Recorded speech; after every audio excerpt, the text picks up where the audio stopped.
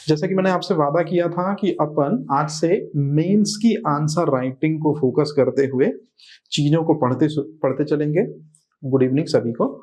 और सबसे इंपॉर्टेंट चीज उसमें ये होगी कि जो नोट्स होंगे वो मैंने पहले ही आपको पीडीएफ के फॉर्म पे इस तरह से अरेंज किए हैं कि 3, 5, 11 में आपको कोई दिक्कत ना हो। बस आपको फॉर्मेट को पढ़ना है, दोनों मीडियम का ध्यान रखा है, English as well as Hindi also, है ना। बस आपको बेहतर तरीके से पढ़ना है और समझना है। हालांकि वर्तमान समय में कंडीशंस ऐसी नहीं है, लेकिन फिर भी अपने घरों में आप सेफ हैं। इसी उद्देश्य के साथ कि बाबा महाकाल आपकी सभी मनोकामनाओं को पूरा करें। Health is wealth. And final में सेशन को स्टार्ट करते हैं। तो शुरुआत, जैसा कि मैंने कल आपसे वादा किया था कि थोड़ा सा चेंज किया है मैंने सेशन में। अब चूंकि जो मेंस है उसमें आंसर राइटिंग जो है वो भी इंपॉर्टेंट रोल प्ले करेगी और 3, 5, 11 के पैटर्न पे जाना है, तो मैंने भी बिल्कुल यहीं से स्टार्टिंग करी है। शुरुआत सबसे पहले हम करेंगे 3 मार्कर के साथ। तो जितने भी 3 मार्कर हेल्थ में बनेंगे यूनिट 6 में, मैं आपको सब पढ़ाऊंगा। कम से कम 2 से 3 दिन 3 मार्कर में हम काम करेंगे। तो चलिए शुरुआत करते हैं सबसे पहले 3 मार्कर क्वेश्चन के साथ में, और अपन अपने सेशन का आगाज करते हैं श्री गणेश जी के साथ में। तो पहला जो 3 मार्कर है वो आपके सामने लिखा हुआ है कीमोथेरेपी। जो बिल्कुल नए स्टूडेंट हैं वो बहुत आराम से इत्मीनान से पढ़ना, जो पुराने स्टूडेंट हैं बहुत एग्रेसिव से, बहुत बेहतर तरीके से चीजों को फटाफट कवर करना। और मकसद केवल एक होना चाहिए कि चीजें ज्यादा से ज्यादा पहले पता होनी चाहिए, है ना। फिर उसके बाद में हमको वो चीजें रिमेंबर होनी चाहिए, एंड देन उसके बाद आप राइटिंग कर पाओगे। आंसर राइटिंग आप तब कर पाओगे बेटा जब पहले चीजें याद होंगी, रिमेंबर होगा जब कंटेंट, तब आप आंसर राइटिंग कर पाओगे। तो पहले आपको बिल्कुल चीजें याद करनी है। कुछ वर्ड समझ में नहीं आ रहे हैं, जो नहीं आएगा मैं क्लियर कर दूंगा, ठीक है। अब जरा शुरुआत करते हैं सेशन के। सबसे पहले कीमोथेरेपी का मतलब क्या होता है जरा समझिए। यदि आप किसी डिसीज से ग्रसित होते हैं, मतलब यदि आप किसी रोग से ग्रसित होते हैं, तो जब भी आप किसी भी रोग से अफेक्ट होते हैं तो निश्चित रूप में डिसीज को किल करने के लिए आप जो जो दवाएं लेते हैं, निश्चित रूप में वर्तमान समय में वो दवाएं एलोपैथिक मेडिसिन होती हैं, अंग्रेजी दवाइयां होती हैं। तो जब भी आप किसी भी डिसीज से सफर करते हैं या किसी डिसीज से ग्रसित होते हैं, तो जो जो मेडिसिन आप लेते हैं जनरली वो मेडिसिन होती हैं एलोपैथिक मेडिसिन। यही कहलाता है कीमोथेरेपी। मतलब कीमोथेरेपी का मतलब है कि केमिस्ट्री में कहीं पर भी अगर आप ये रसायन या केमिकल वर्ड सुनते हैं या कीमो वर्ड सुनते हैं, उसका मतलब होता है दवा। तो डिसीज से ग्रसित होने पर दवाओं के जरिए जो आप ट्रीटमेंट लेते हैं, यही वास्तव में कीमोथेरेपी कहलाता है। और सबसे पहला पर्सन जिसने हमको सिखाया कि जब भी हम किसी डिसीज से अफेक्ट हो तो हमको लेना चाहिए ट्रीटमेंट एज अ मेडिसिन के रूप में, वो यूनानी चिकित्सा पद्धति का जनक है। फादर ऑफ मेडिसिन का खिताब भी उन्हें है, नाम है हिप्पोक्रेट्स। परंतु वर्तमान समय में अंग्रेजी जो दवाइयां हैं या एलोपैथिक मेडिसिन हैं, बैक्टीरियल केस में एंटीबायोटिक दी जानी चाहिए, वायरल केस में इंटरफेरॉन दी जानी चाहिए। तो इस तरह से जिसने सबसे पहली बार कीमोथेरेपी के बारे में बेहतर नॉलेज हमको दिया वो है पॉल एरिक। तो पॉल एरिक को मॉडर्न कीमोथेरेपी का फादर बोलते हैं। कहने का सीधा सा मतलब है कि किसी भी डिसीज से ग्रसित होने पर मेडिसिन लेना ही दरअसल में क्या कहलाता है, chemotherapy. The father of chemotherapy is Hippocrates और मॉडर्न कीमोथेरेपी का फादर पॉल एरिक को कहते हैं। तो आई थिंक ये चीज क्लियर हो गई होगी आपको। अब चलते हैं आगे। हमने बात करी हिप्पोक्रेट्स की, तो हिप्पोक्रेट्स से संबंधित साइंस में एक नई ब्रांच अभी हाल ही में ऐड हुई है। इसे कहते हैं न्यूट्रास्यूटिकल्स। अगला 3 मार्कर मोस्ट इंपॉर्टेंट क्वेश्चन, क्या है न्यूट्रास्यूटिकल। पहले मैं आपको जल्दी से हिप्पोक्रेट्स के बारे में बता दूं।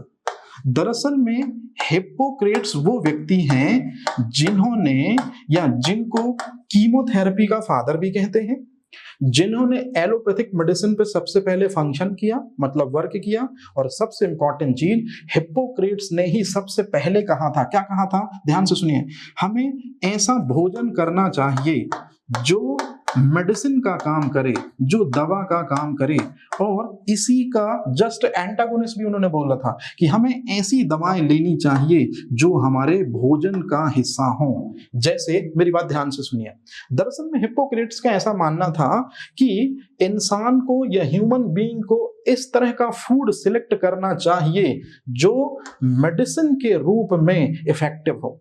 जैसे आप लोग टमाटर खाते हो, तो जब आप टमाटर खाते हो तो इसका मतलब है कि टमाटर के माध्यम से आपको न्यूट्रिशन मिलता है, मतलब आपका पेट भर जाता है, और साथ ही टमाटर में एक कंटेंट होता है लाइकोपिन, ये आपकी नेत्र ज्योति को बढ़ाता है।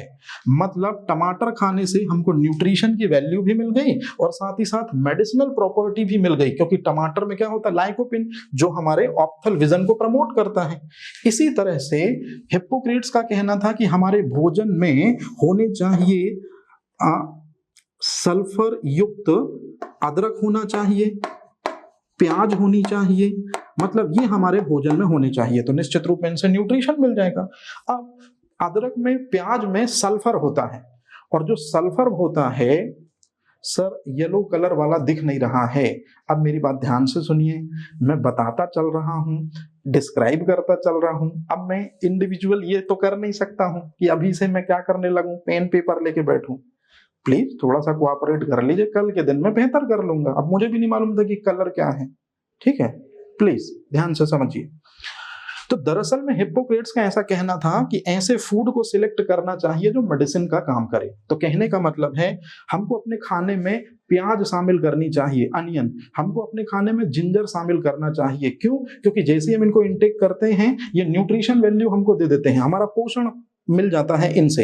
लेकिन दूसरी तरफ सल्फर अदरक में पाया जाता है, प्याज और अदरक में पाया जाता है सल्फर, और सल्फर एंटी बैक्टीरियल प्रॉपर्टी वाला होता है due to the presence of sulphenic acid. Devendra Yadav बिल्कुल सही है।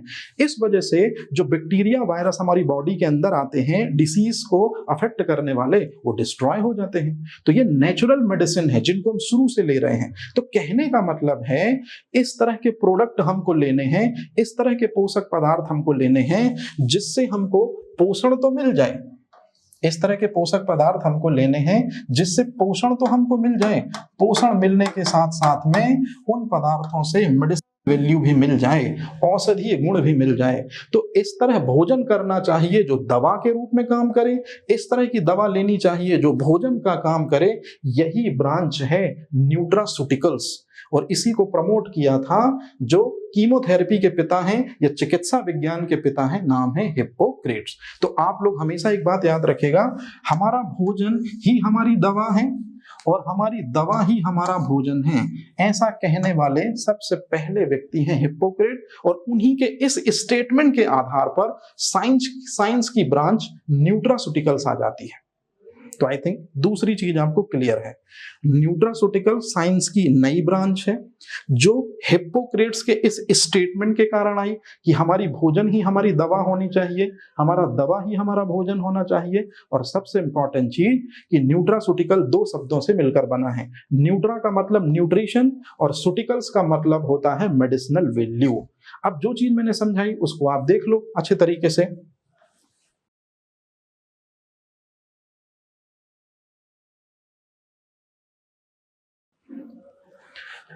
न्यूट्रास्यूटिकल्स में हिप्पोक्रेट्स ने हमको एग्जाम्पल देते हुए बताया, क्या बताया कि अगर हम टमाटर को खाते हैं तो निश्चित रूप में टमाटर को खाने से पोषण मिल जाता है, न्यूट्रिशन मिल जाता है।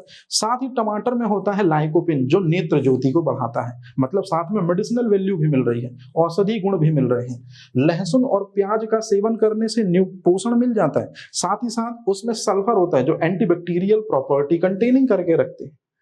ये है दरअसल में न्यूट्रास्यूटिकल्स। क्लियर है? मतलब न्यूट्रास्यूटिकल्स हिप्पोक्रेट्स के द्वारा दी गई ऐसी ब्रांच है जिसमें इस तरह का फूड हमको अपना इन्वॉल्व करना, या इस तरह के फूड में हम इन्वॉल्व हों जो साथ ही साथ औषधीय गुणों से युक्त हो, ऐसा कहना था। चलते हैं अगले क्वेश्चन की तरफ। एमपीपीएससी का मोस्ट इंपॉर्टेंट क्वेश्चन, टीका क्या है या वैक्सीन क्या है। तो सबसे पहले मैं बहुत आसानी से आपको दो तीन चीजें सिखा रहा हूं, आप उनको समझ लीजिए। जैसे आपसे मैं पूछूं कि सबसे पहले टीका किसने बनाया था, तो आप ये चीज जरूर याद रखिएगा कि सबसे पहले टीका उस व्यक्ति ने बनाया था जिसके नाम से इंडिविजुअल 3 मार्कर क्वेश्चन बन सकता है, एडवर्ड जेनर। दरअसल में आपकी यूनिट 6 जो है उसमें एक चैप्टर दिया गया है नेशनल इम्यूनाइजेशन प्रोग्राम, राष्ट्रीय टीकाकरण कार्यक्रम। तो राष्ट्रीय टीकाकरण कार्यक्रम जिसके अंतर्गत मिशन इंद्रधनुष, फिर गहन मिशन इंद्रधनुष, और अभी वर्तमान में कोरोना की वैक्सीन जो है ये मिशन इंद्रधनुष का पार्ट नंबर 3 है। मतलब वर्तमान समय में हम वैक्सीन से रिलेटेड टर्म पढ़ रहे हैं, तो निश्चित रूप में इससे संबंधित डिस्कवरर साइंटिस्ट को पूछना बिल्कुल कॉमन है।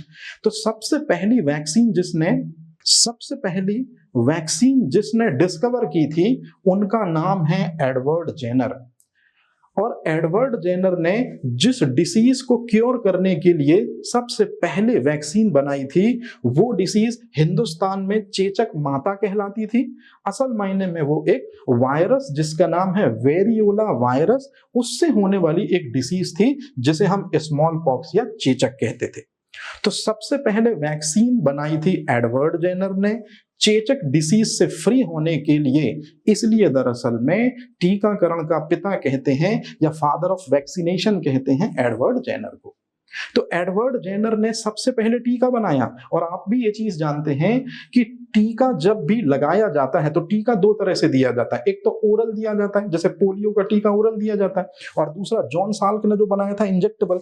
मतलब टीका दिए जाने के 2 रूट हैं, इंजेक्टेबल और ओरल। अब मेरी बात ध्यान से सुनिएगा, जो भी व्यक्ति सबसे पहले टीका बनाएगा वही सबसे पहले हमारे इम्यून सिस्टम को बूस्ट करेगा।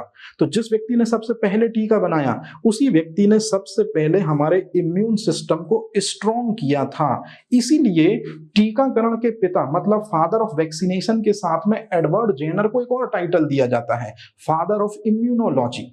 तो आपसे क्वेश्चन अगर कभी भी पूछा जाए कि एडवर्ड जेनर कौन है, तो आपको ये वर्ड तो देना ही देना है कि सबसे पहला चेचक या स्मॉल पॉक्स का टीका आपने बनाया था। आपको ये भी बोलना है कि सबसे पहले चेचक या स्मॉल पॉक्स का टीका बनाकर हमको इम्यूनिटी दी थी चेचक के अगेंस्ट में, इसलिए इम्यूनोलॉजी या प्रतिरक्षा विज्ञान का पिता भी एडवर्ड जेनर को माना जाता है। मतलब आप 2 वर्ड बोलेंगे। अब मेरी बात ध्यान से सुनिएगा, जब भी आपको टीका या वैक्सीन दिए जाते हैं तो हमेशा कम्युनिकेबल डिसीज या संक्रामक रोगों से सुरक्षा प्रदान करने के लिए दिए जाते हैं। और जब भी आप कम्युनिकेबल डिसीज पढ़ते हैं या संक्रामक रोग पढ़ते हैं तो बैक्टीरिया से होने वाली डिसीज, वायरस से होने वाली डिसीज, प्रोटोजोआ से होने वाली डिसीज, फंगस से होने वाली डिसीज, निमेटोडा से होने वाली डिसीज के बारे में आप पढ़ते हैं। तो यदि मैं आपसे पूछूं कि इस दुनिया का सबसे पहला टीका यदि एडवर्ड जेनर ने बनाया था तो बैक्टीरियल इन्फेक्शन से बचाव के लिए, वायरस इन्फेक्शन से बचाव के लिए, प्रोटोजोआ इन्फेक्शन से बचाव के लिए, कि निमेटोडा या फंगस के इन्फेक्शन से बचाव के लिए, तो हमेशा याद रखना चेचक वेरियोला वायरस से होता है। तो निश्चित रूप में इस दुनिया की जो फर्स्ट वैक्सीन बनी थी वो वायरस रोग कारक या वायरस पैथोजन के अगेंस्ट में बनी थी। ये चीज जरूर आप मेंशन करना जब भी एडवर्ड जेनर के बारे में आए। मतलब एडवर्ड जेनर को फादर ऑफ वैक्सीनेशन कहते हैं, टीकाकरण का पिता कहते हैं। क्यों? क्योंकि सबसे पहले वायरल पैथोजन से होने वाली डिसीज चेचक से हमको इम्यूनिटी दी थी, इसलिए टीकाकरण का पिता और इम्यूनोलॉजी का फादर भी बोलते हैं। तो आई थिंक एडवर्ड जेनर से संबंधित चीजें आपको क्लियर हो गई। अब ध्यान से सुनिए, जब भी आपसे क्वेश्चन पूछा जाएगा कि एडवर्ड जेनर ने ऐसा क्या किया है, तो भाई एडवर्ड जेनर ने ये चीज बनाई थी। क्या बनाया था? टीका। 3 मार्कर मोस्ट इंपॉर्टेंट क्वेश्चन, महत्वपूर्ण चीज मैं आपको समझा दे रहा हूं, ध्यान से समझना। दरअसल में टीका या वैक्सीन देकर व्यक्ति के इस चीज को बूस्ट करने की या इस चीज को स्ट्रॉन्ग बनाने की कोशिश की जाती है। मतलब टीका देकर व्यक्ति के इम्यून सिस्टम, जिसको हिंदी में कहते हैं प्रतिरक्षा तंत्र, इसको मजबूत बनाया जाता है। ये मेन मकसद होता है हमारा। अब ध्यान से सुनिए कैसे काम करता है टीका, याद रखिएगा। जब भी आपको टीका दिया जाएगा तो निश्चित रूप में जिस रोग की आपको इम्यूनिटी आपके अंदर डेवलप करनी है उसी जैसे वर्तमान समय में कोरोना का टीका चल रहा है ना, कोरोना वैक्सीन। तो कोरोना वैक्सीन में निश्चित रूप में कोरोना वायरस हम जरूर लेंगे। तो जिस डिसीज के अगेंस्ट में हमको इम्यूनिटी चाहिए है, उसी पैथोजन को हम सिलेक्ट करते हैं और उसी पैथोजन की 3 वैरायटी हम ले सकते हैं। तो निश्चित रूप में हम जो भी रोग कारक लेंगे, या तो उसको हम लेंगे निष्क्रिय, या तो लेंगे अक्रिय, या तो लेंगे डेड। ये चीज आप जरूर मेंशन करोगे। तो जब भी हम टीका बनाएंगे या जब भी हम वैक्सीन बनाएंगे, तो याद रखिएगा हमको जो पैथोजन लेने हैं वो पैथोजन 3 टाइप से लेंगे। हम इनएक्टिव भी ले सकते हैं, हम इनएक्टिव भी ले सकते हैं, और सबसे इंपॉर्टेंट चीज डेड भी ले सकते हैं। मतलब 3 टाइप के हम पैथोजन लेंगे, और इन 3 टाइप के पैथोजन को जैसे ही ह्यूमन बॉडी के अंदर ओरल या इंजेक्टेबल हम भेजेंगे, अब मेरी बात ध्यान से सुनिएगा, जैसे ही पैथोजन बॉडी के अंदर जाएगा तो WBC आपने नाम सुना होगा, उसके 5 प्रकार में से एक प्रकार होता है टी लिम्फोसाइट, इनके नंबर में वृद्धि करता है। जब भी टीका हम देते हैं किसी व्यक्ति को, तो टीके में जो पैथोजन होते हैं वो हमारे शरीर के अंदर एंटर होकर WBC के एक प्रकार टी लिम्फोसाइट के नंबर को इंक्रीज करते हैं, और जैसे ही टी लिम्फोसाइट का नंबर इंक्रीज होता है, आपका इम्यून सिस्टम स्ट्रांग होना या मजबूत होना शुरू हो जाता है। तो कहने का सीधा मतलब है कि टीका की प्रक्रिया में या वैक्सीनेशन की प्रक्रिया में हम पैथोजन को एंटर कराते हैं ह्यूमन के अंदर, और इस तरह से उस डिसीज के प्रति इम्यूनिटी को हम क्या कर देते हैं, बढ़ा देते हैं। यही जो प्रोसेस है वो वैक्सीनेशन कहलाती है। अब मेरी बात ध्यान से सुनिएगा। एक सबसे महत्वपूर्ण चीज थी, आपने जॉन साल्क का नाम सुना होगा। जॉन साल्क ने भी सबसे पहले पोलियो का टीका बनाया था। तो जॉन साल्क ने जो सबसे पहला पोलियो का टीका बनाया था, वो दरअसल में उन्होंने लिए थे मृत रोग कारक, मतलब पोलियो वायरस जो लिया था उन्होंने, या पोलियो मेलाइटिस जो वायरस लिया था वो डेड लिया था, याद रखिएगा। लेकिन अल्बर्ट सॉल्वेन ने दरअसल में जो पोलियो की ओरल वैक्सीन बनाई थी, उसमें उन्होंने जो पैथोजन लिया था वो कमजोर या वीक लिया था। इस तरह से ये सबसे महत्वपूर्ण चीज। तो कहने का मतलब है कि जब भी हम वैक्सीनेशन की बात करते हैं, तो वैक्सीनेशन में पैथोजन जरूर लेंगे। जिस डिसीज के अगेंस्ट में इम्यूनिटी चाहिए, उसी डिसीज का पैथोजन हम लेते हैं, और वो पैथोजन 3 टाइप से ले सकते हैं, मृत, या तो अक्रिय, या तो निष्क्रिय ले सकते हैं। क्लियर है चीज? तो टीका क्या है, जरा जल्दी से मुझे बता दीजिए। तो दरअसल में वैक्सीन क्या है, ये चीज आपको क्लियर हो गई। वैक्सीन के दिए जाने का जो मेन मोटिव है वो प्रतिरक्षा तंत्र को मजबूत बनाना। और प्रतिरक्षा तंत्र कब मजबूत होगा, याद रखिएगा, जब WBC का स्पेशल एक टाइप टी लिम्फोसाइट, उसका नंबर होगा ज्यादा से ज्यादा। तो टी लिम्फोसाइट का नंबर जब ज्यादा से ज्यादा होगा, तो निश्चित रूप में इम्यूनिटी जो होगी वो क्या होगी, बेहतर होगी। इस तरह से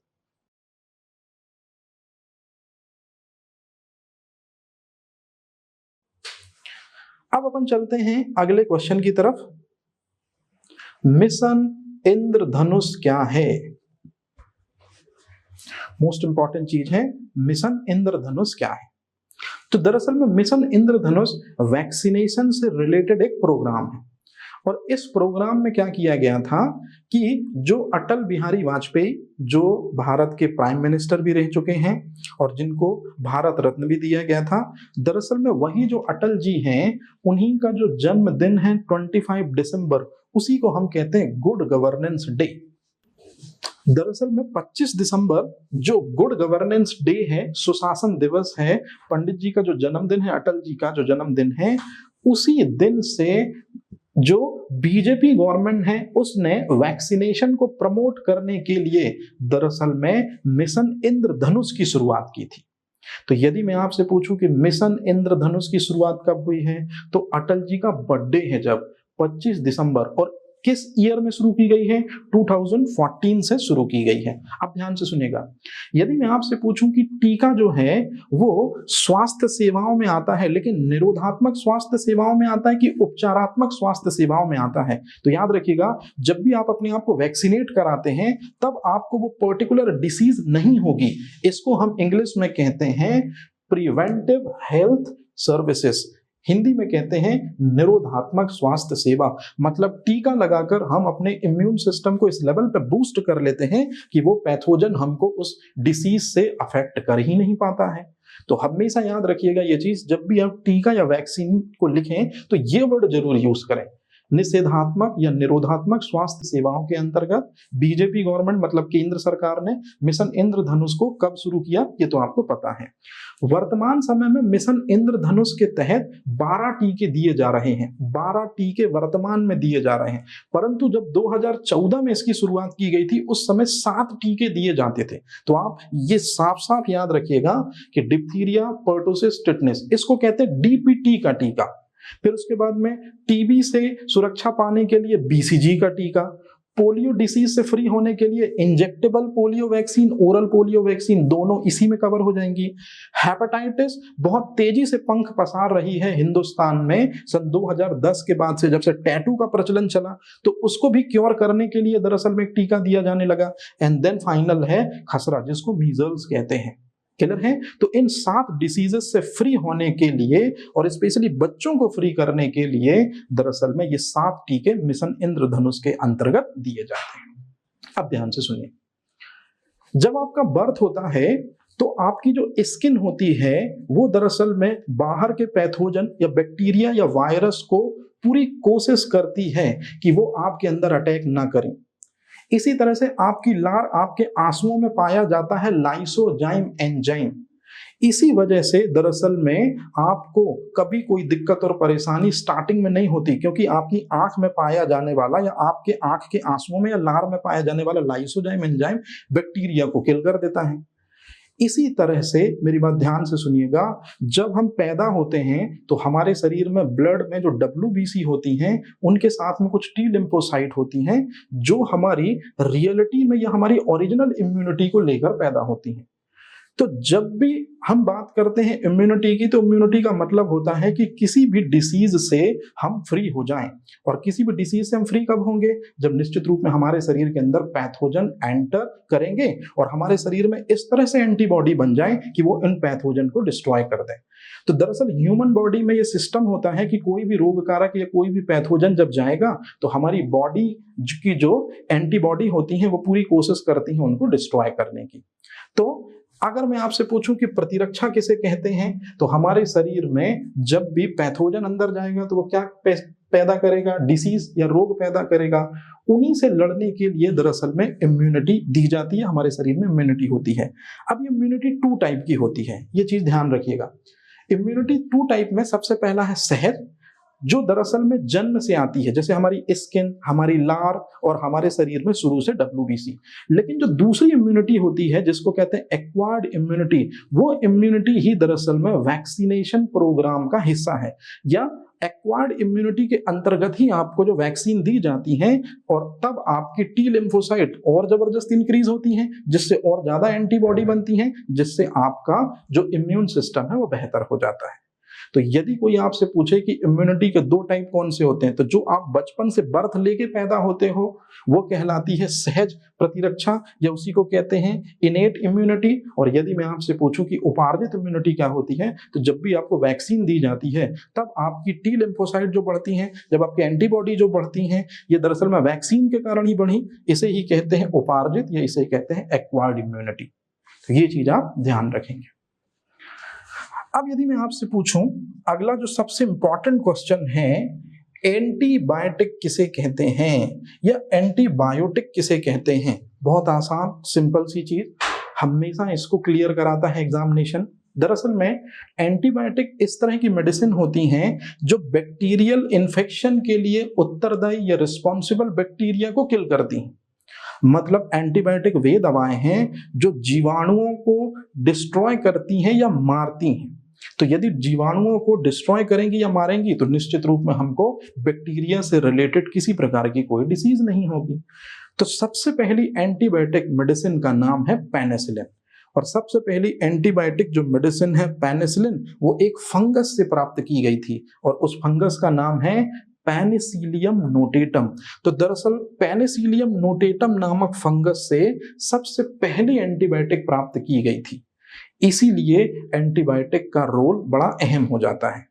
अब मेरी बात ध्यान से सुनिएगा, यदि मैं आपसे पूछूं कि सबसे पहली एंटीबायोटिक की डिस्कवरी किसने करी थी या पेनिसिलिन को खोजा किसने था, तो पेनिसिलिन को सबसे पहले 1928 या 1929 में जिसने सबसे पहले खोजा था उस थे अलेक्जेंडर फ्लेमिंग।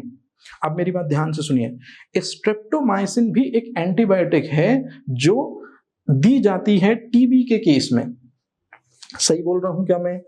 टीबी के केस में डॉट्स प्रणाली दी जाती है और उस डॉट्स प्रणाली के अंतर्गत एक एंटीबायोटिक दी जाती है जो टीबी के बैक्टीरिया को किल करती है। The name is streptomycin. वही स्ट्रेप्टोमाइसिन जो डॉट्स प्रणाली में दी जाती है, वही स्ट्रेप्टोमाइसिन एंटीबायोटिक को वॉक्समैन ने खोजा था। अब याद रखिए, मेरी बात ध्यान से सुनिए, यदि मैं आपसे पूछूं सबसे पहली एंटीबायोटिक कौन सी है, तब आपको कहना है पेनिसिलिन। और सबसे पहली एंटीबायोटिक जो है वो एक फंगस से एक्सट्रैक्ट की गई थी। लेकिन यदि मैं आपसे पूछूं कि सबसे पहली एंटीबायोटिक जिसे एक बैक्टीरिया से प्राप्त किया गया था और उस बैक्टीरिया का नाम है स्ट्रेप्टोमाइसिस ग्राइसियस, तो फिर आंसर आपका पेनिसिलिन नहीं होगा, फिर आपका आंसर हो जाएगा वॉक्समैन के द्वारा खोजी गई स्ट्रेप्टोमाइसिन। तो सबसे पहली एंटीबायोटिक जिसको फंगस से प्राप्त किया गया था उसका नाम है भैया जी पेनिसिलिन, और सबसे पहली एंटीबायोटिक जिसको बैक्टीरिया से प्राप्त किया गया था वो है स्ट्रेप्टोमाइसिन। अब आपसे मैं क्वेश्चन पूछ रहा हूं, जरा जल्दी से बताइए, ये जो टर्म आप सुनते हैं एंटीबायोटिक या प्रतिजैविक, बताइए किसने दिया था ये शब्द? Antibiotic word was given by, antibiotic शब्द किसने दिया था?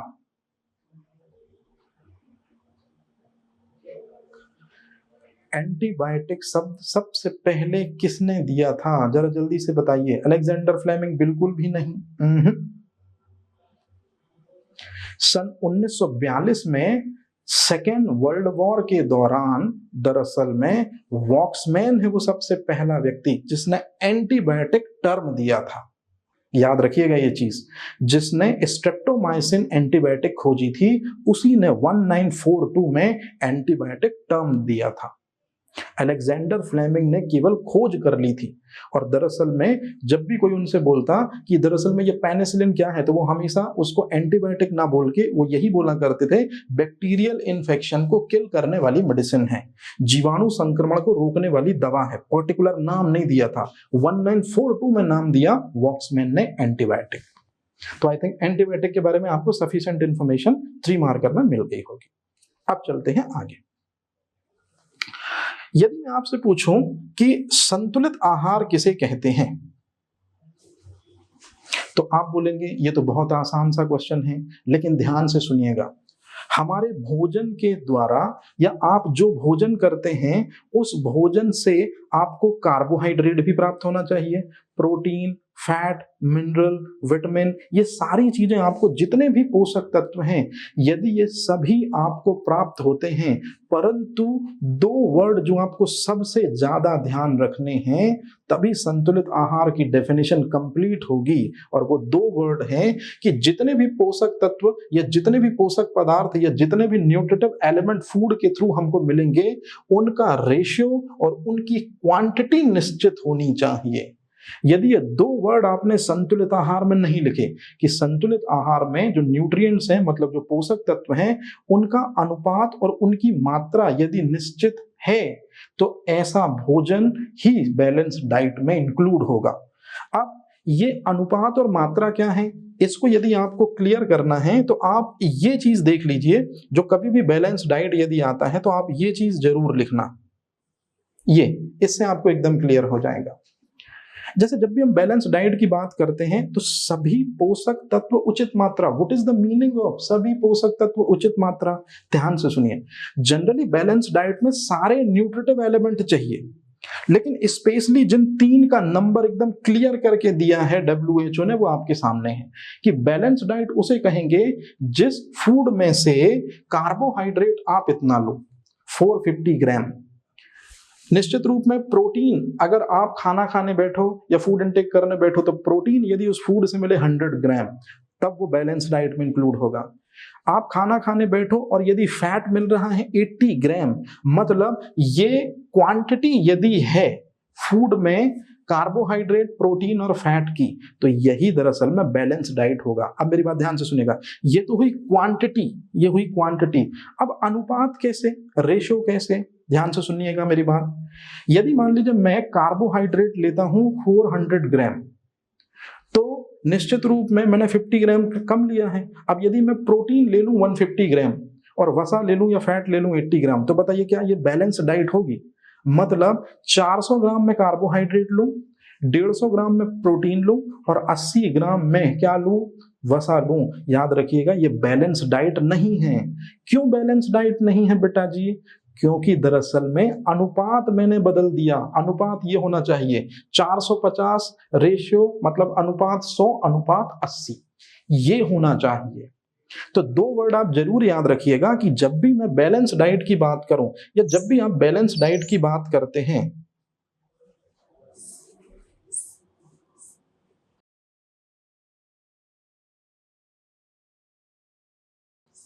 जब भी मैं बैलेंस डाइट की बात करूंगा तो उसमें जितने भी पोषक तत्व हैं उनमें ये दो वर्ड, एक तो रेशियो और एक क्वांटिटी, ये निश्चित रहे, ये जरूर लिखेंगे। अब सवाल पैदा होता है कि क्यों ली जाती है बैलेंस डाइट? बैलेंस डाइट क्यों ली जाती है? तो आंसर है 3 तरह की हेल्थ होती है। एक फिजिकल हेल्थ, शारीरिक स्वास्थ्य, एक होता है मेंटल हेल्थ, मानसिक स्वास्थ्य, और एक होता है सामाजिक स्वास्थ्य। हालांकि सामाजिक स्वास्थ्य को WHO एक्सेप्ट करता है, हम लोग उसको नहीं मानते हैं। हमारे लिए हेल्थ का मतलब या स्वास्थ्य का मतलब केवल 2 हैं। हमारा शारीरिक स्वास्थ्य मतलब हमारे 80 ऑर्गन जो हैं वो वेल एंड गुड रहे, और हमारा मेंटल लेवल स्ट्रांग रहे या मेंटल हेल्थ बेहतर रहे।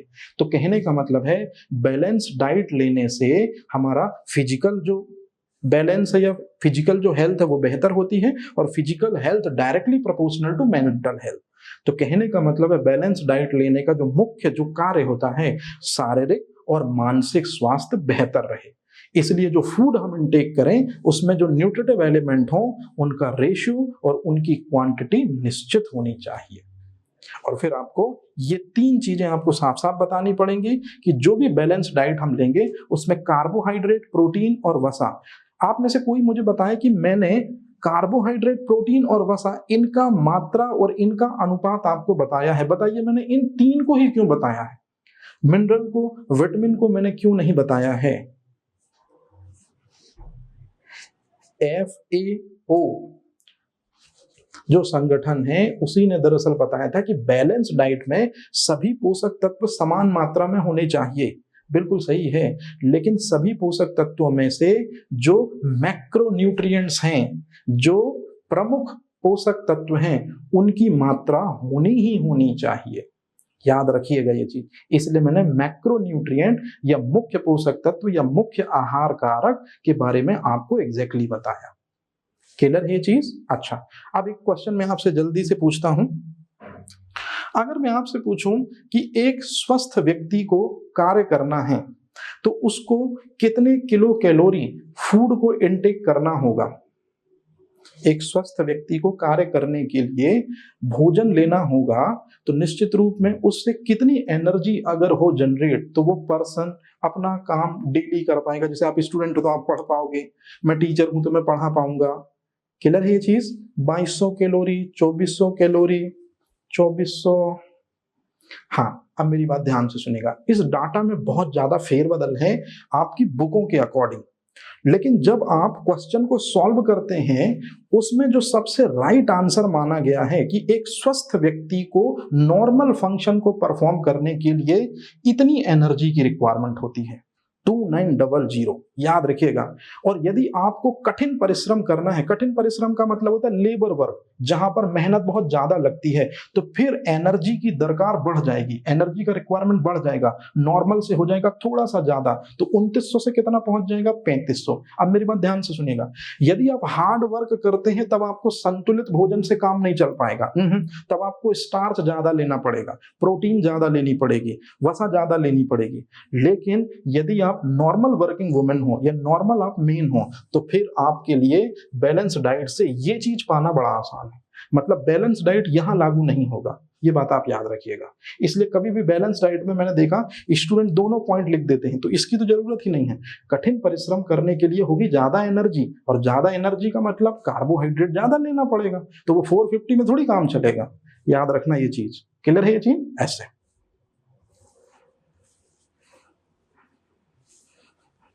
अब इसके बाद एक क्वेश्चन आता है, हमेशा एग्जाम में पूछा जाता है, कुपोषण किसे कहते हैं?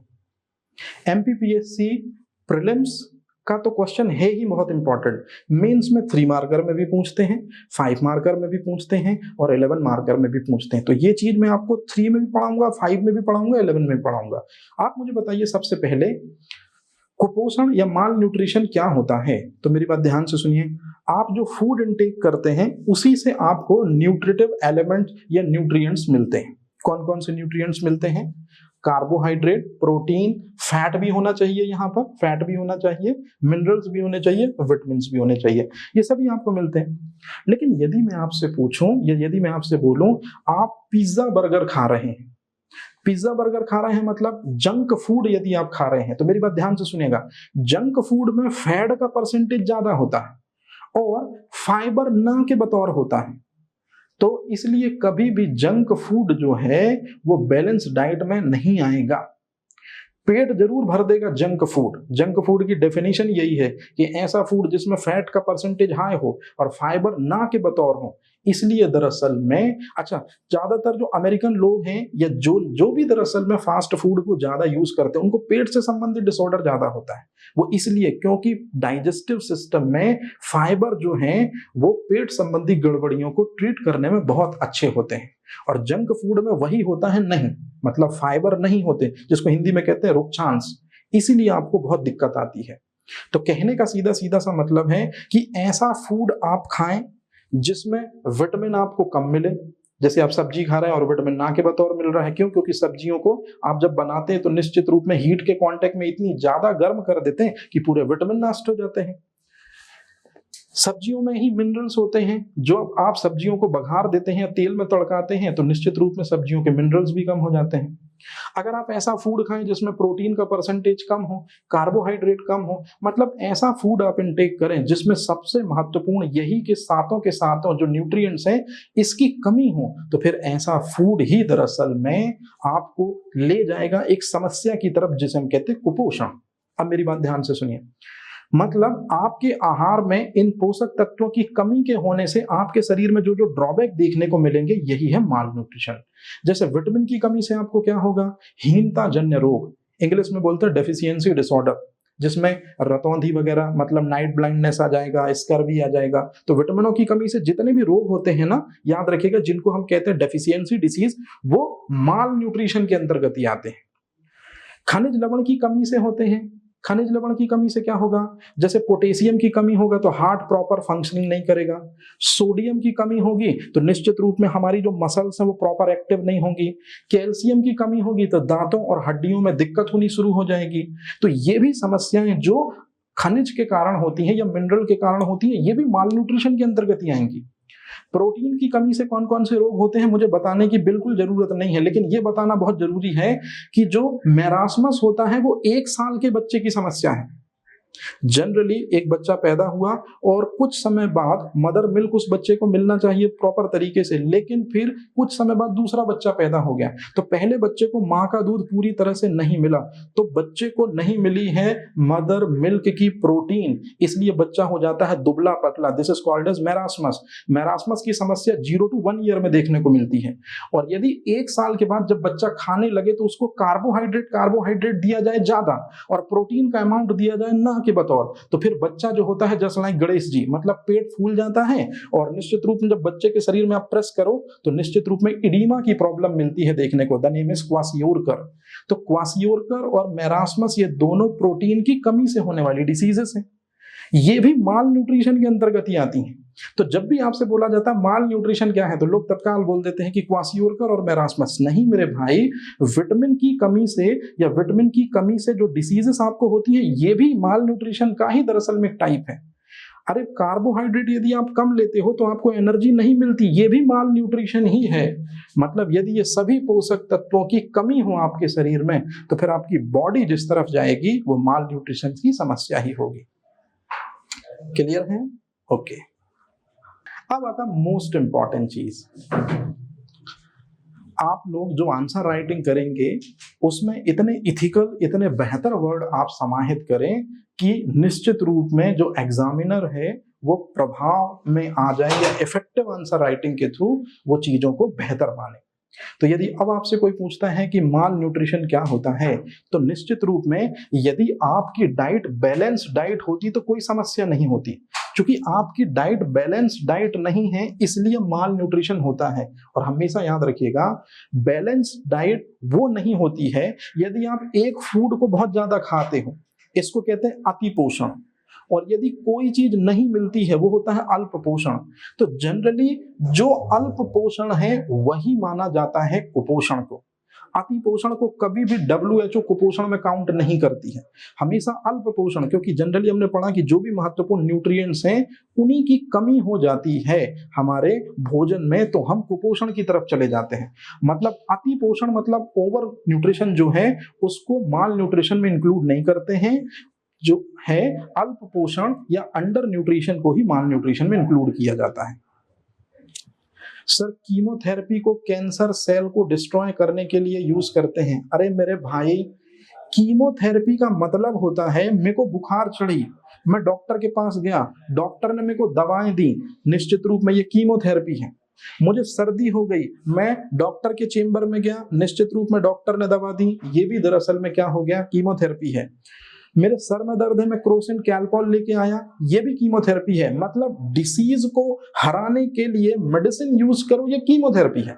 लेकिन जिसकी आप बात कर रहे हो, यदि किसी पर्सन को कैंसर है और गामा रेडिएशन के थ्रू यदि दरअसल में किसी पर्सन को कैंसर हो गया है, तो कैंसर हो गया है तो जो गामा रेडिएशन को दिया जाता है कैंसर सेल को डिस्ट्रॉय करने के लिए, वो रेडियोथेरेपी है। रेडियोथेरेपी का मतलब होता है रेडिएशन के थ्रू थेरेपी। कैंसर पेशेंट की दो टाइप से थेरेपी होती है। एक कीमोथेरेपी, जब कैंसर पेशेंट होता है तो उसको सिस्प्लैटिन और टेक्सोल मेडिसिन दी जाती है, ये कीमोथेरेपी है। और साथ ही साथ कैंसर पेशेंट को गामा रेडिएशन से ट्रीट किया जाता है, ये कहलाता है रेडियोथेरेपी। तो आप लोगों के दिमाग में शुरू से ये पता नहीं किसने भर रखा है एग्जैक्टली, कोबाल्ट 198, एक गोल्ड 198 और कोबाल्ट 60 से निकले गामा रेडिएशन से कीमोथेरेपी नहीं की जाती है, गलत वर्ड है, रेडियोथेरेपी की जाती है। कीमोथेरेपी का मतलब है मेडिसिन का यूज करना उस डिसीज को हराने के लिए या उसको समाप्त करने के लिए। क्लियर है ये चीज? अब ध्यान से समझेंगे, ये लास्ट है एक क्वेश्चन, इसको जल्दी से अपन डिस्कस कर लेते हैं। जैसे मैं आपसे पूछूं कि WHO किसे कहते हैं, याद रखिएगा सिलेबस चेंज हुआ है पहली बार। जो दिक्कतें आपको आई, जैसे बोर्ड में ये चीज नहीं क्लियर हो रही, मैं उसको कल क्लियर कर लूंगा, है ना। दरअसल में मुझे भी बिल्कुल ध्यान नहीं था कि इस तरह से रिफ्लेक्शन आएगा, नहीं तो मैं चीजें पहले ही क्लियर करके लाता। तो उसको इशू मत बनाना, वो मैं क्लियर कर दूंगा कल। वर्ल्ड हेल्थ ऑर्गेनाइजेशन दरअसल में इंटरनेशनल लेवल पर वो ऑर्गेनाइजेशन है जिसने दुनिया के नक्शे में जितने भी देश हैं उन सभी देशों में जो लोग रह रहे हैं उनके हेल्थ का जिम्मा ले रखा है। मतलब इस दुनिया में जितने भी लोग हैं सभी लोग स्वस्थ रहें, हेल्थ इज वेल्थ जो है वो असल मायने में WHO का ही स्लोगन होना चाहिए। तो कहने का मतलब है इंटरनेशनल लेवल पर ये ऑर्गेनाइजेशन सभी व्यक्तियों के हेल्थ के लिए डेडिकेटेड संस्था है। अब ये जो संस्था है ये दरअसल में बनी थी 7 अप्रैल 1948 को, और हर साल 7 अप्रैल को हम WHO का जो मेन फंक्शन है उसी को दरअसल में क्लियर करने के लिए वर्ल्ड हेल्थ डे मनाते हैं, क्योंकि विश्व के सभी लोगों की हेल्थ बेहतर रहे, ये दरअसल में इस ऑर्गेनाइजेशन का काम है। तो हर साल जब एस्टेब्लिशमेंट हुई थी WHO की, मतलब 7 अगस्त, उसको मनाते हैं हम विश्व स्वास्थ्य दिवस के रूप में, मतलब वर्ल्ड हेल्थ डे के रूप में। तो ये दो चीजें आपको क्लियर हो गई कि विश्व के सभी देशों के लोगों के स्वास्थ्य की जवाबदारी WHO की है।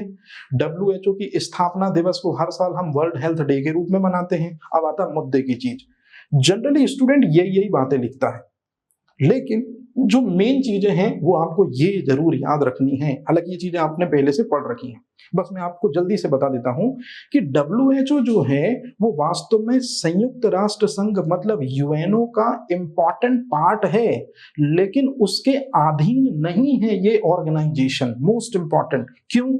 क्योंकि इस सवाल का जवाब मिलेगा आपको इसमें। दरअसल में जो विश्व स्वास्थ्य संगठन है उसका हेड ऑफिस कहां पर है? स्विट्जरलैंड के जेनेवा में है, जबकि यूएनओ का हेड ऑफिस कहां पर है? अमेरिका के न्यूयॉर्क शहर में है। और सबसे इंपॉर्टेंट चीज, यूएनओ का कंट्रोल बिल्कुल भी नहीं है WHO पे। ये बात बताती है ये लाइन जो लिखी है, विश्व स्वास्थ्य संगठन का अपना ओन कॉन्स्टिट्यूशनल बॉडी है, अपना खुद का सरकारी तंत्र है, अपना खुद का लिखित संविधान है WHO का, इसलिए यूएनओ का कोई भी हस्तक्षेप नहीं है। ये याद रखना, ये बहुत इंपॉर्टेंट चीज है। क्लियर है? और यही चीज जो मैंने आपको बताई, यही चीज मैंने थोड़ी सी यहां डिस्क्राइब कर दी, क्योंकि जब भी लिखने के लिए आता है WHO तो ये चीज आप जरूर मेंशन करें कि WHO में जो जो देश पार्टिसिपेट करते हैं उन्हीं से दरअसल में ये पैसे लेकर फंड तैयार कर लेता है, मतलब यूएनओ पे डिपेंड नहीं हुआ फंड के मामले में।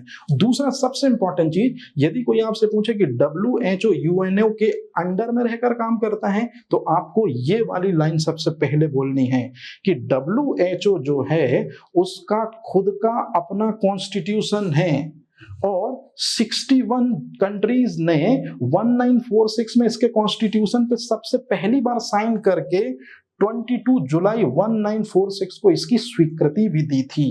तो कहने का सीधा सा मतलब है, पेरेंट ऑर्गेनाइजेशन मान सकते हैं बिल्कुल, लेकिन उसके अधिकार क्षेत्र में या उसके संरक्षण में रहकर काम करता है WHO, ये बात गलत है, क्योंकि वो खुद एक ओन कॉन्स्टिट्यूशनल बॉडी वाला ऑर्गेनाइजेशन है।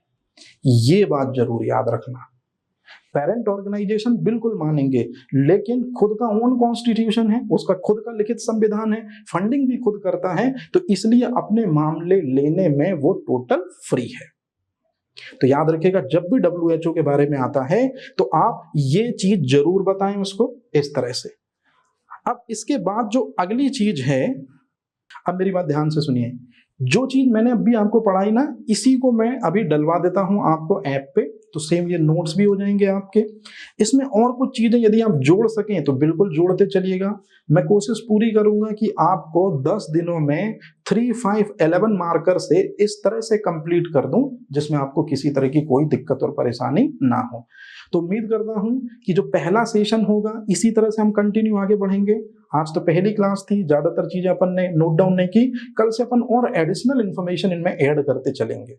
तो ये पीडीएफ में आपको कंटिन्यू कराता चलूंगा, इसी पीडीएफ को बिल्कुल मैं एज ए नोट्स के रूप में देता चलूंगा, आप अपने स्तर पे खुद नोट्स बनाते चलिए। चलिए, थैंक यू वेरी मच।